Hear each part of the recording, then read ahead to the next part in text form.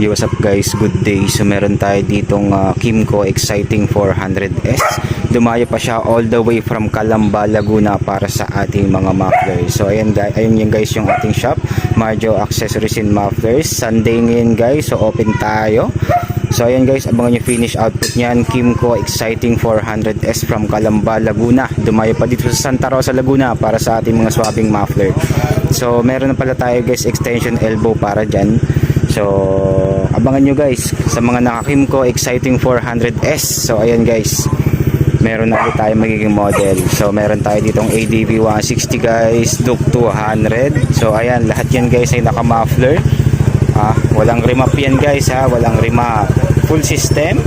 Tapos dito naman guys ay